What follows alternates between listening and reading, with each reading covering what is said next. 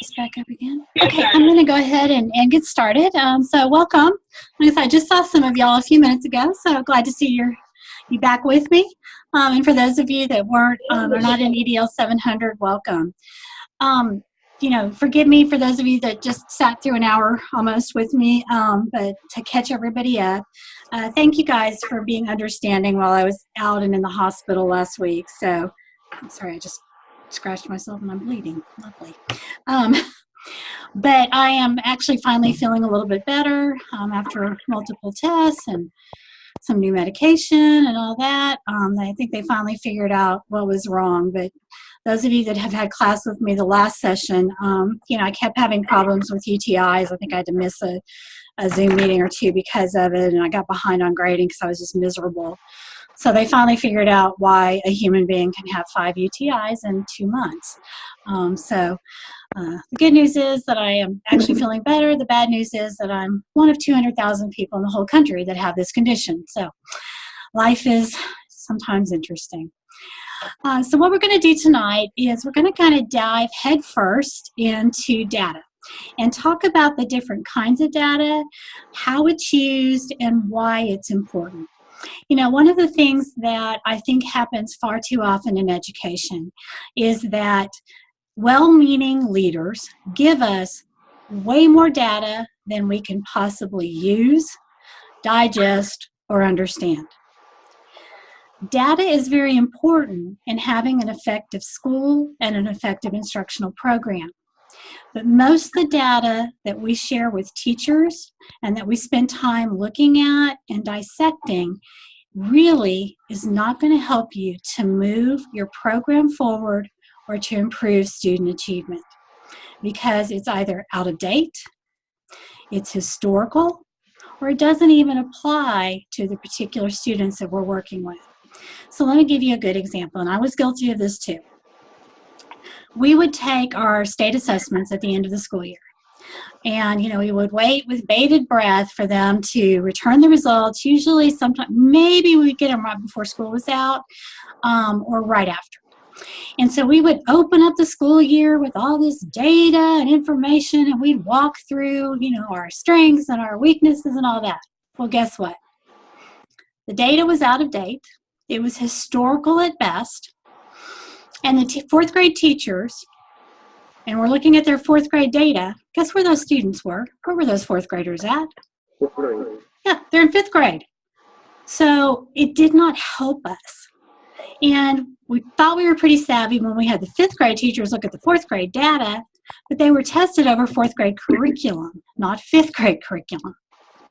So all of that makes for a nice show, maybe a couple celebrations about where we did well, but beyond that, historical data is not terribly helpful to us. So let's talk about the different kinds of data. If you're one of those people who likes sort of the big picture and then to break things down into component pieces, basically there are only 2 types of data that are used in most educational settings: qualitative data and quantitative data. Data, however you want to say it, potato, right? We also get a lot of data for our students, and sometimes we also get it for our teachers, but we generally get it as well for our entire schools, okay? So data is going to fall into categories based on it's either qualitative or quantitative, and then is it data that's for maybe the district or the parish or the state? Is it for the school? Is it for the grade level? Is it for the teacher? And then finally down to the individual student. So just that alone is a huge data set that you'd be looking at. So in simple terms, qualitative data includes verbal descriptions. It may be specific to a situation. It'll sometimes describe the how, and it might help us to develop understanding. Qualitative data is oftentimes presented in anecdotal form. So you might hear somebody say, oh, they think our program is wonderful. In fact, I heard a professor here at LSU say that the other day, that the school parishes around us think our undergrad program is fabulous. And I'm like, well, how do you know that? What's your data? And her response was, well, they tell us that.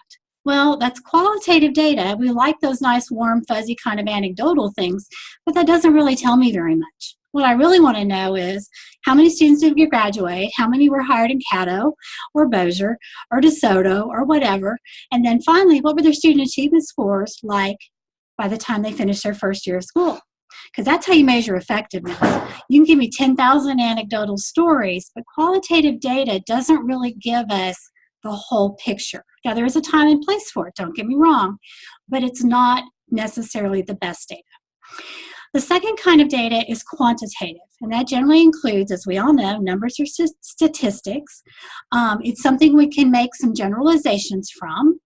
It usually describes the what in terms of what happened or what occurred, and it helps us to establish facts. Okay, data doesn't lie.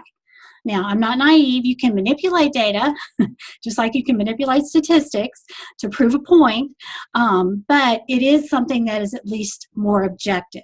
Qualitative data tends to be subjective, whereas quantitative data tends to be objective. Now, there's another kind of data that is actually not in the PowerPoint, but I think is pretty important. Macro data is the big sort of things, okay? So it's like your bulk data, such as end of the year test data. It may be end of course test data. It's like a final exam. It's the big data pieces. But I will tell you, when we spend time looking at and thinking about macro data, it seldom produces those specific, nuanced instructional changes that we need, okay? So, you know, if you've ever been in a school that was somewhat high achieving, you know how hard it is to move from 91% to 92%? How much harder that is to do than it is to move from 30% to 40%?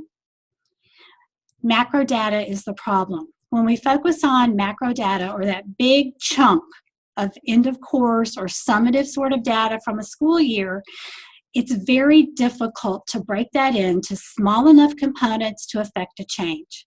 And if you're going to have movement, you have to make sure that it's broken down into those small pieces. So obviously, if we have macro data, we also have micro data. Micro data are those small pieces that we can pull out of, sometimes out of macro data, or we can create our own, that gets us to that nuanced or individualized piece of information that's going to help us to move our students. Okay? So students, particularly when we look at microdata, that's maybe when we have broken down a student's test results by objective, and we begin to learn things like the student is great at summarization, but they're terrible at inferencing. Or they understand how to factor, but they do not understand how to, I don't know, add and subtract polynomials. Okay? That's microdata. That's where you affect change in terms of student achievement. If all we do is look at they got a 60 out of a 70 test score, it's really useless to us. It doesn't give us what we need to affect change. Okay? So macro data can tell us what is happening and maybe even let us know to whom it's happening, but to really find out why it's happening and how to fix it, we have to go into that detailed micro data. And micro data has to be gathered and used consistently and frequently, okay? So, types of qualitative data might include teacher observations. You know, as much as we want to say they're objective, they're not. They're extremely subjective, and it's just giving us qualitative data. Student perception surveys, again, qualitative data. Interviews, open-faced questionnaires or open-ended questionnaires are all great examples of qualitative data. Quantitative data might be things like your assessment pieces, your GPA, your attendance, demographics. Again, very specific numbers as opposed to sort of those broad sweeping things. And like macro data tells us what's happening and who, qualitative data sometimes can tell us that as well. Quantitative data is more closely aligned with micro data, which gets us to the why, the most important question in all of this, the why, and then how to actually go about fixing it, okay? So qualitative research, you know, if you've had one of our research classes yet, you probably know all this, but qualitative research methods and data is an approach that helps us to examine questions. And so things like describe, how do students perceive this? How do we interpret this? Or how do we understand maybe aspects of the environment? Or the way, when somebody comes in and observes you, they may comment on the classroom climate. That's very much qualitative data. Okay? It doesn't tell me if the students are learning, it just tells me it feels good to be in your classroom. And while that may be important, and I'm not saying it's not, it doesn't really get to the nitty-gritty of improving achievement because, again, too broad. Quantitative data are things like, how do students respond in discussions? We can listen to their responses and we can, hit on particular cues from their responses to see if they're mastering the material. It can be, people tend to think, let me back up a little bit on quantitative. People tend to think that quantitative data can only be gathered from a paper and pencil task. That is not true. Okay, quantitative data can also be obtained through other means besides pencil and paper. Ideally, the best teachers gather quantitative data daily, and very few of them are doing it constantly with paper and pencil. What do I mean by that? Something as simple as, we have 4 answer choices, 1, 2, 3, and 4. Show me with your fingers which answer you choose. You do a quick survey of the room, you figure out that, oh gosh, half the class says it's 2, half the class says it's 4, but the real answer is 3. So I've got some pretty good quantitative data right then and there, okay? So understand that it's not always paper and pencil like people tend to think. When we do quantitative data, it's usually we collect and analyze specific numerical data, okay? But we're going to talk more about that later on, so don't get too hung up on these definitions, okay? What I want to help you guys do is to begin to think about and use some of the tools that we have in the DataWise book, as well as other protocols on how to collect data, how to make sense of it, and how to use it. Because, like I said, I've been guilty as a leader, and I've been on the receiving end as a teacher and as a leader of all of this massive amount of data that I'm like, I do not know what to do with it. It's too much. It's kind of like when, I don't know if they do this in Louisiana, but in Texas, when you get your test results, the first thing you get before you get like the summaries and all that kind of stuff, you literally get a page that lists every student and every test, and over here it'll say, yes, they passed, or, if they got advanced, yes. And I would get literally pages upon pages on pages of that for 3,000 students. And we were stupid. We spent tons of time analyzing those multiple pages for 3,000 students, trying to figure out how we did before the state sent us to us. And finally, I woke up and realized this is the most ridiculous waste of time because it's not going to change the outcome. And we were making tons of errors trying to analyze that much data manually that it just didn't make a lot of sense. So hopefully I'm going to be able to share with you some tools and some resources that you will find helpful. Now, let's see if Tracy can do the $1 million question. Hang on here. I am going to see if I can find the right website for you. Just a second. I'm actually doing a search real quick. I should have had this already pulled up. Oh, come on, computer, keep up with me.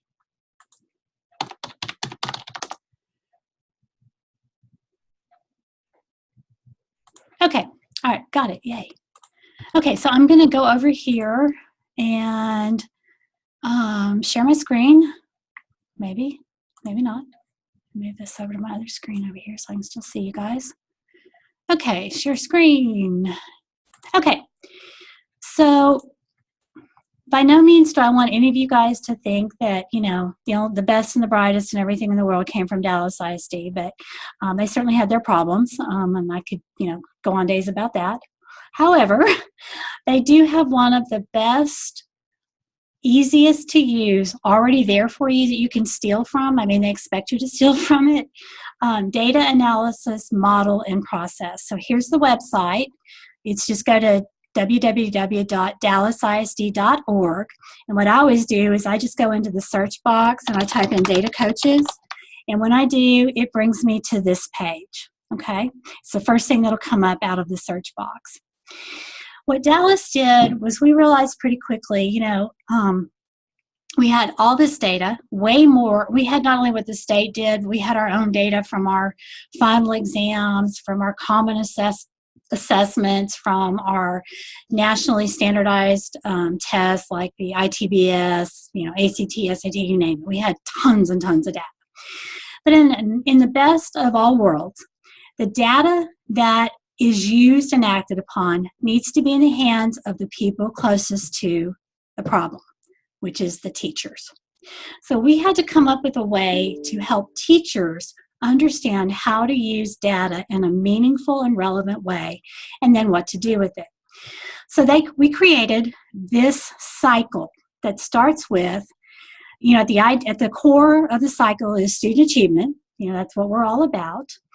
We're going to have to make sure that we have some things in process that are going to help us to get to student achievement. So for us, our big three were response to intervention, which is, when you do your remediation and all that for students who are not being successful.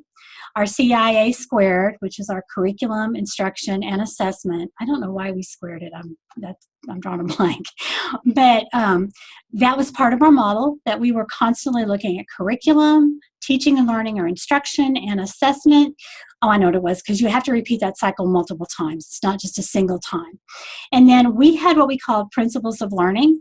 This was our theory of action, and it included things like we wanted students to learn as apprentices. We wanted students to behave and think like a mathematician or a scientist or whatever. But it was our guiding principles on how we were going to approach learning. How are we going to accomplish that, get to this improved student achievement?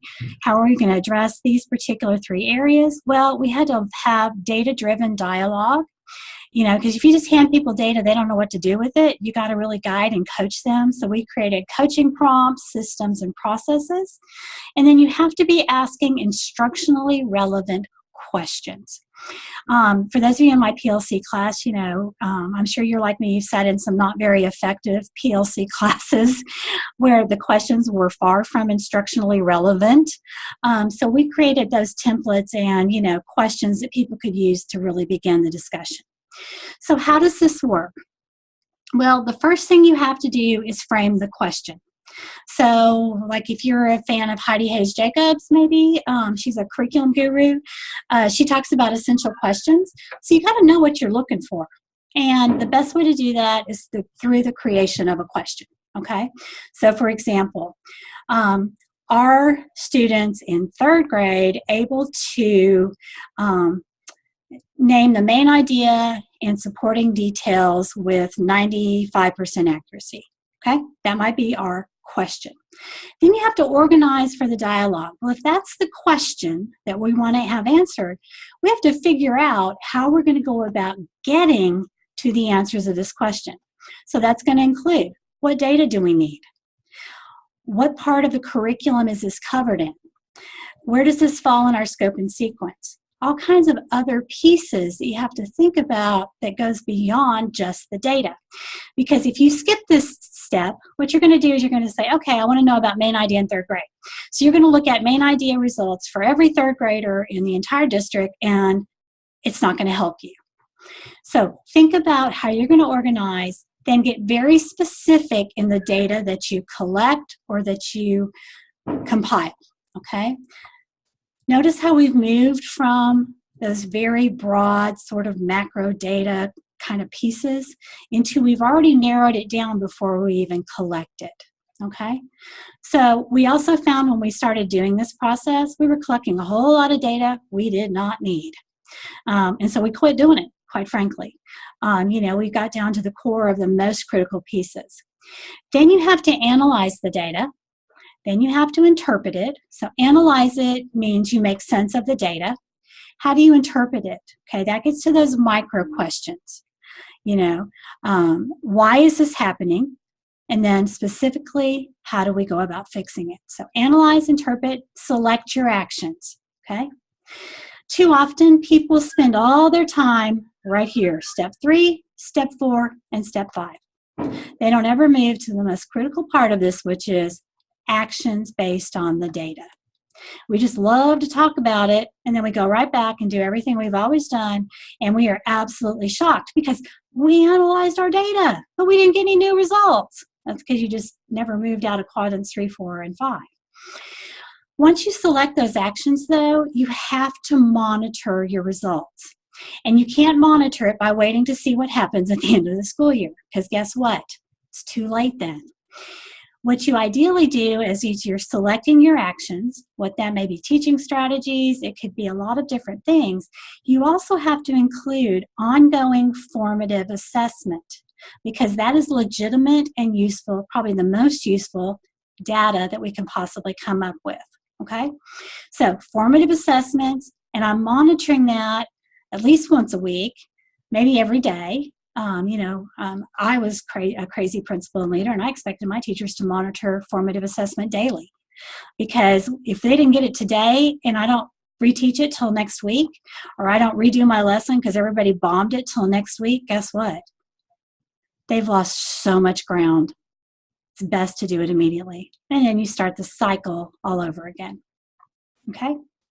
So, kind of makes sense? This is what DataWise is telling us, but I just like this graphic, because we did all go to Harvard and study the DataWise process, and we got to sit with the gurus who created it. Okay, so here's on their website, you've got the little nice moniker. Let's see if this will come up. You probably don't want to see all the employment opportunities at LSUS right now, or who we're admitting, so I'll just close those out. So in terms of this, what I like about it is, particularly as you think about moving into a leadership position, I'm a huge fan of stealing anything and everything I can from other people, legally. I'm not filing copyright, but it's really hard to put together a lot of stuff. So I like to find models that I can maybe use and tweak or whatever. So in this process, they also have a presentation that talks about and shows the kind of the thing. And we actually had data plans. So for us, this was insert your division. So like I was Division 4, campus name, etc. That's pretty self-explanatory. So here is we're trying to develop a systemic model, align the process with our initiatives, and as you see, DataWise. And by the way, we were very fortunate. Harvard, we went to Harvard and studied with them. We brought in Paul Bambrick-Santoyo, had intensive training sessions with Paul multiple times. I got to go. I was one of the few who got to go and actually study with Elmore, which was really cool. And then we did a lot of work with the Department of Ed. The Data Coaches Guide, we did not really spend a lot of time on this one as much as we had data coaches within our schools. This was sort of their handbook. But you can see these are all great tools in research. So, just along the way, you might want to add them to your professional library. So we talked about the process. And we broke it down for our teachers by layer. I'm not going to walk you through all that, but you can certainly go through and look at this. But look, they've already done a whole presentation for you that you can go in and download and edit and use with your teachers, or if you're a principal or assistant principal, or you can also just use it as part of a PLC. It's a nice way to organize and look at and think about data. And you notice there are instructions along the way. Okay, so let me close out of this. I just want you guys to see what's here tonight. So we're going to be actually working on some of these. This is part of your assignment. Tool 1, how to frame it. Very, very didactic in terms of step by step. Okay, so how do you frame the question? First step is to determine what information and questions need to be answered. It provides direction and focus, really important. So how do you figure it out? Here are the questions that you can use to help you to frame the question. Starts out general, and we become very specific. So by the end, you've got a concrete, clear question. And this is actually based off the Harvard problem-solving model that they use. So like I said, it's definitely research-based. Okay? So I'm not going to walk you through all this, but you'll see there's one. Then we have a step 2. How do you go about organizing? And again, it walks you right through it. I mean, it's literally like a step-by-step manual on what to do. So a great tool and resource if you want to use it in the future. You're not obligated to, but I did want to make sure you guys are aware of it. And we're going to use some of these in here. You also have professional development modules. This is... And like I said, they're, I'm not saying it because I was part of all this, but these are really kind of nice in that they have little specific things that you can use. You don't have to go out and find it. It's free. And if you wanted to just learn more about 101 data analysis, here's some great resources. Okay, so I'm going to stop sharing and click that off. Okay, so kind of just walked you through all of the pieces for tonight in a really quick form. So the only other piece that I want to talk about tonight has to do with the, how many of you guys have ever done SMART goals? Okay. Part of what you're going to have to do in completing some of your assignments, as well as I would encourage you just, sort of a life skill thing that you use in your classroom, is to develop SMART goals. So if you've never done it, SMART, S-M-A-R-T, stands for specific, measurable, attainable, relevant, and time-bound. So when you're creating questions or you're setting goals or whatever, you want to make sure that whatever goal you set is very specific, okay? So it has to be clearly stated, well-defined, and, it's kind of like, when you teach kids how to write, you teach them to say the who, what, when, where, why, and how. Your SMART goal should be that specific, that it tells us who's involved, maybe third graders who are in tier 2 of the RTI model need to improve their skills in 3-digit addition with regrouping. This needs to be done during the first 3 weeks of the month of August, and it's going to be done in Mrs. Johnson's classroom so that they can master curriculum standards 1.2 BAC, and they're going to do this through the use of manipulatives, okay? See how specific that was? Not the best thing. Trust me, I'd have to work on that one, but off the top of my head. The other thing is measurable. So you have to set a standard, and it sometimes would absolutely floor me because I had my teachers do SMART goals all the time. And teachers would put on their SMART goals 70% mastery. Now they expected 70% of their kids to get it. And I'm like, you're really okay with leaving 30% not knowing your material? So that performance standard is very telling, but also very important. It also has to be attainable. Okay, so if you are asking students to use graphing calculators to solve, the quadratic form or quadratic equations, but your kids don't have access to graphing calculators, guess what? That's not an attainable goal. So that's kind of a very dumbed down, I guess, and I apologize for that sort of example, but it does have to be, make sure you have the resources necessary. So if your kids are still, let's go back to elementary, they're still struggling with regrouping, pull out those good old base 10 blocks, and have those use those hands-on materials to make it attainable. It also has to be relevant. And, I've used this example 100 times, but when I was an elementary principal, somehow we seemed to manage to teach dinosaurs in kinder and in first and in second and in third and in fourth and in fifth because it was everybody's favorite lesson. But it was not aligned with our curriculum. Dinosaurs were not in 5th grade. Fossils were, and, petrification and all those other things were in 5th grade science, but there were no dinosaurs. So it wasn't relevant for us to keep teaching that. So when I would get a SMART goal, and I'd be looking at it with the teacher, I'd be like, is this relevant? And, show me where it is in the curriculum or how this relates as a foundation concept, etc. And then time-bound. We cannot have goals that don't have an ending time. As part of that data process, we're going to teach our lessons. Hopefully 90% of our students get it with first good instruction, and we're going to move on. But for that 10% that doesn't, how long are we going to give ourselves to remediate or to change? Okay? So let me just kind of give me a second here. Let me look back through my notes. I would encourage you to go through the PowerPoint tonight. Just to, you don't have to read it. You're not going to be tested on it or whatever.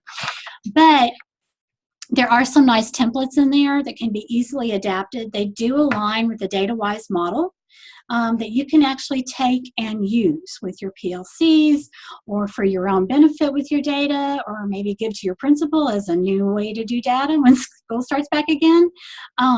But like I said, my goal is for you guys to not only understand the different types of data tonight, but to see some real life hands-on templates and tools that you can take and use or adapt, as well as to make sure you have somewhat of an understanding of how to make a little more sense of data. And we'll dig into that way, way more on down the line. So let's see, Chelsea, performance matters. Yeah, that is a great program and process. Helps a lot.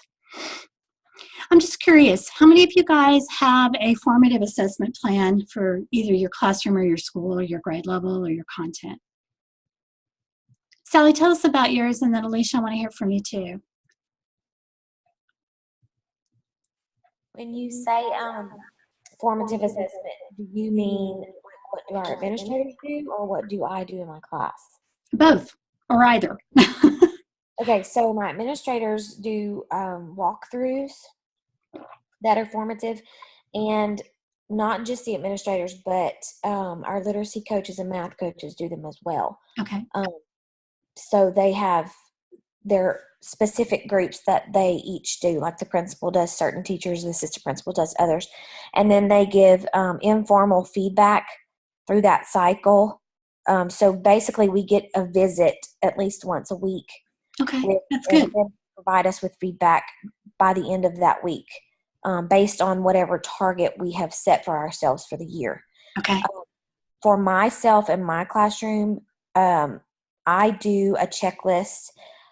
It's data for myself for each lesson that I teach. I have 2 classes that I teach because I just teach reading.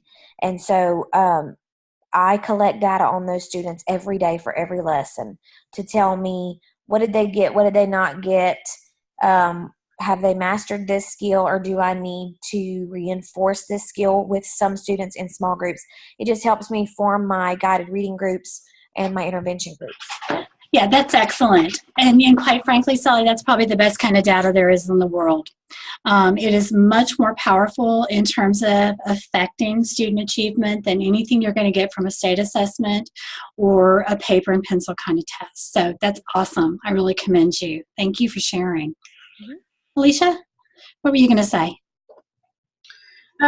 Just that our parish has recently, last year, really encouraged common formative assessments, and so we did those in our PLCs. We developed, they wanted us to do at least one a week, and then we would get together, this is in English, so once a week we would get together and in our next meeting and discuss the data from the previous week, and then come up with another one. So we together would look at the lessons for the next week that we were all teaching and come up with maybe just a 5-question quiz, multiple choice, something easy for us to kind of quantify, I guess, so we can kind of see where they were and which standards they got. We also then have formative assessments that come from the state.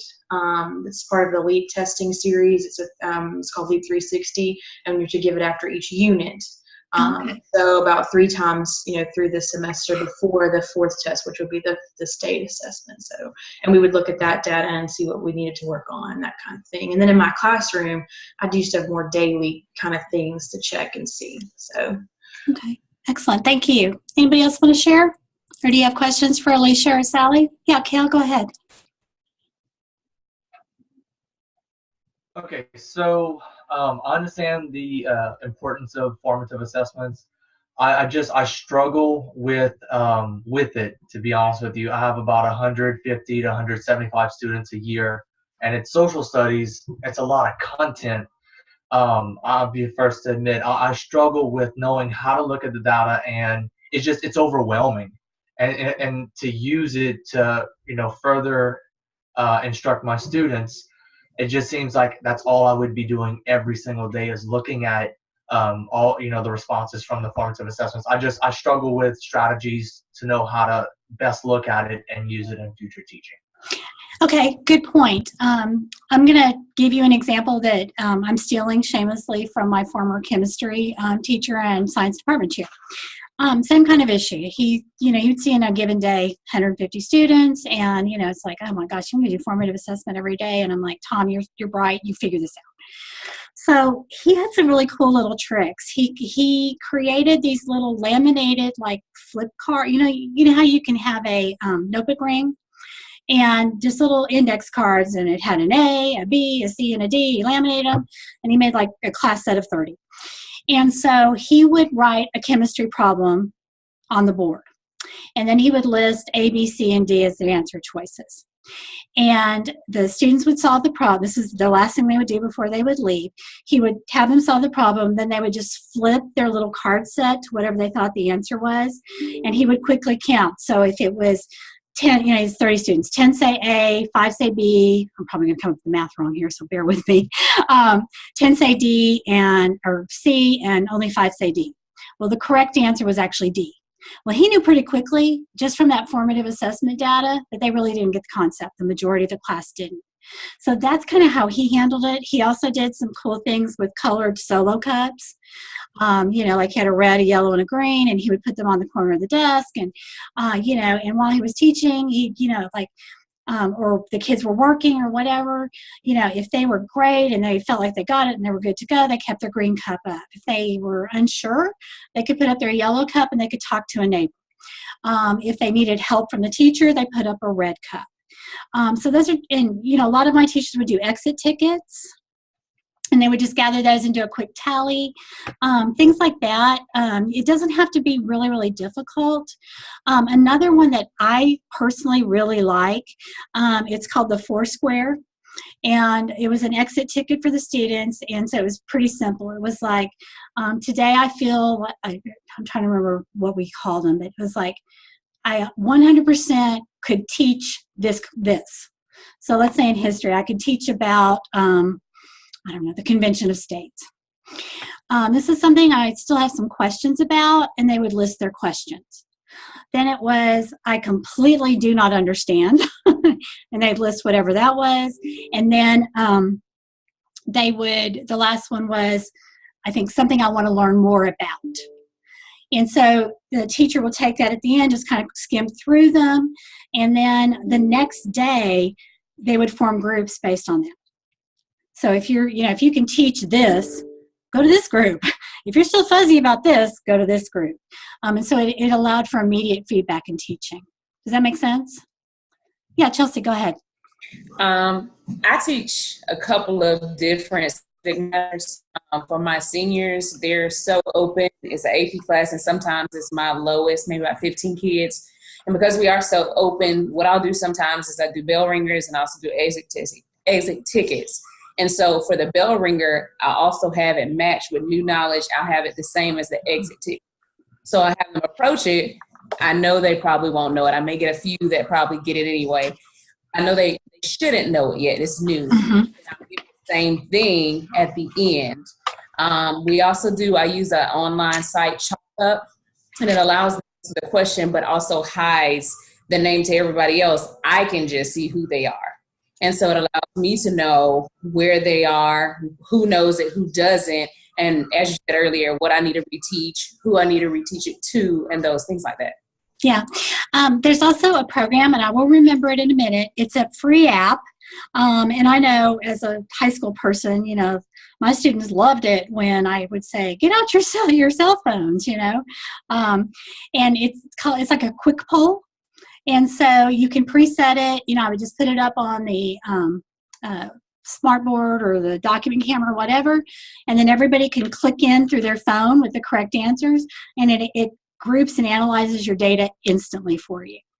I mean, it's super simple, super fast, and I will actually find the name of that again. But I used it as a principal in faculty meetings to keep people actually engaged. And then and I've seen teachers use that as well as the clicker systems if you've got those. But there's some really cool apps out there, especially for the phones. And what student in middle or high school doesn't have a cell phone? And for those rare kids that didn't, we would let them partner with somebody and decide together, or sometimes we'd even do it as a competition.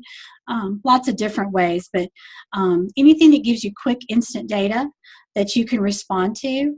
I had a really master teacher. She's probably one of the best teachers I've ever seen in my life.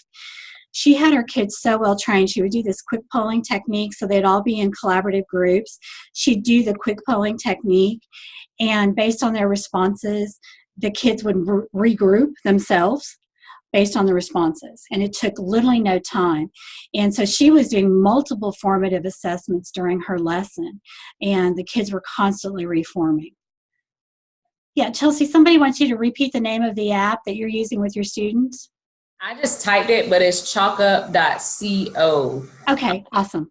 But yeah, it's pretty cool. You can do polls, you can do your quiz and test in there, you can do collaborative documents. Pretty awesome.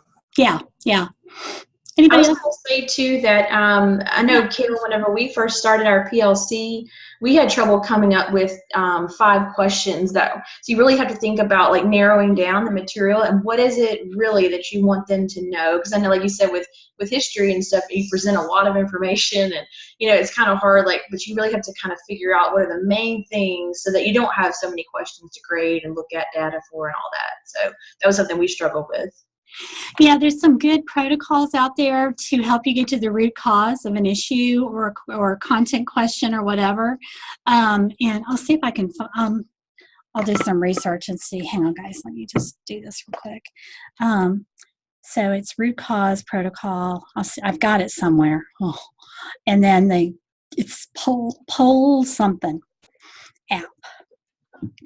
So yeah, I'll see if I can find some resources, and I'll just post them kind of I think at the end of module 7, which I'll probably open up here in the next day or two. I have just kind of here's things you may want just for the future for your professional library or use. I'll just stick all that in there for you guys. Okay. Couple things just real quickly before we close it out and answer any questions that you guys have. I did send out, hopefully you got it through the news forum, the group. I had to do some regrouping because some people opted to do an individual assignment, but I sent you the revised groups. There's not major changes, along with everybody's email or contact information. So you got that in the news forum. Then I posted it in module 3 in the resources folder. Then I also created a tab and it says new.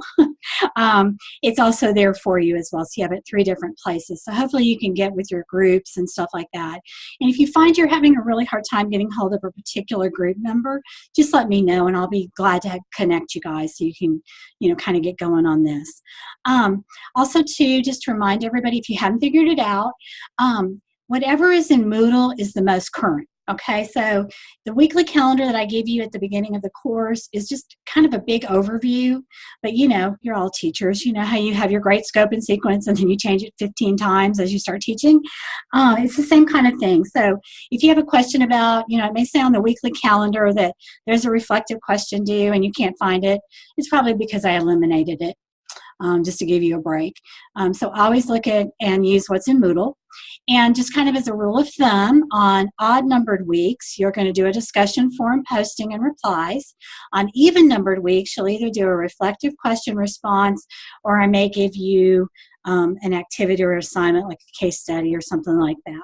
So it's not always necessarily, you don't have to, you guys got off easy. I used to make everybody do both every single week, and I decided that was really kind of ridiculous. So I've cut back a little bit, so it'll get better. Yes, poll everywhere. Thank you, Chelsea. That's it. Poll everywhere. Thank you. Okay, I can mark that off my research list. So what questions or comments or concerns or anything like that do you guys have? How can I help you? Well, this is Walter Brown. This is not a question, more of a comment. Okay. When I was listening to you talk, when they were talking about the program that the teacher uses with the class to do the continuous formative assessment, my wife was also a teacher and she used clickers a lot. Yeah. Are y'all familiar with clickers? Mm-hmm. And that was one of the big ways that she did a lot of that with the constant assessment. Now I'm working at the district level, and a lot of what I do is more on instead of evaluating the students, I'm looking at the teachers and going in and looking at their data and analyzing their data. And the chapters we just read, 5 and 6, really spoke to what I'm doing. Yeah. Now, having a plan based on the data. Yeah, absolutely. And I hope I'm saying it right. Is it Tyler or Teeler? Raised your hand, so go ahead. Tyler. Yeah. I know, I'm sorry, Walter. I thought you were done. What else were you going to say? I'm sorry. No, that's okay. Okay, Tyler? Stuart, go ahead. Yeah. Now, how do you pronounce your name? It's Tyler. Okay, I love the spelling. That is like the coolest spelling ever. Thank you. And I want to make a comment on some of the assessments we do. I use this website called Kahoot.com, and the kids, I teach high school kids, and they love that. That way they can go and create their username, and then there's an access code displayed on the Promethean, and they put it in their phone, and it's timed, so you get a certain amount of time to answer the question right, and they get so competitive with it, but they love it because they're learning at the same time, because they want to be the one to get it right, because they know if they get it right, Miss Stewart's going to reward them. And for one of my observations, I did that at the end, and they were outdone. My administrators just loved how the kids are so interactive. So if anybody wants to use that, Kahoot.com, you can create your own test, and they already have pre-tests made. It's a really good tool if you want to use that one too. That's awesome. Thank you, Tyler. What I'll do, guys, is I'll create a Google folder and share the link with everybody, and so you guys can all add to it, so that way we'll have kind of an ongoing list of these, because there's so many out there now, and you probably could, if you teach particularly in the high school level, you could ask any teenager and then give you 20 or 30 more that are really good. Yeah, thanks, Tyler. I see that you just posted it in the chat. That's awesome. One last example, real life. I always like to try to keep this real. So one of the things that we were noticing in our data when I was a high school principal was that we were scoring very, very low on vocabulary. And we couldn't figure out why, because everybody was teaching vocabulary. Of course, it was in our school improvement plan. But we just weren't seeing movement with this. So we had a process as part of our formative assessment that we would do classroom walks. And it wasn't just the administrators, it wasn't just observations, but we would go in teams of teachers. So like, let's say all my math teachers were off third period. The third grade math teachers and, myself or one of my assistants, we would do a walk. And we were looking specifically at vocabulary. How is vocabulary being taught? And then the next group would go, and so everybody ended up being observed multiple times by their peers.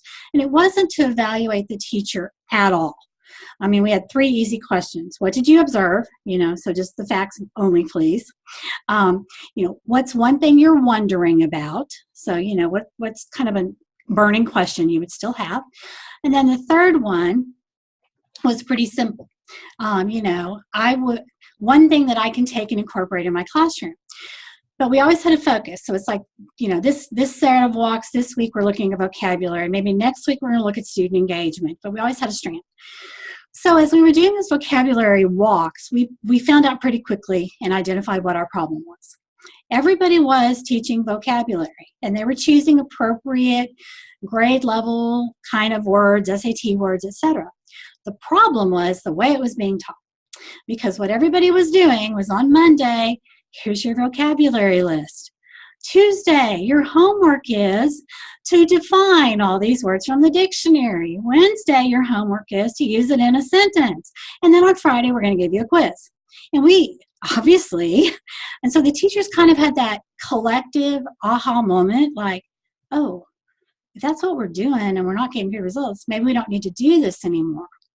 So for the leadership team, that formative data became what we had to do in professional development.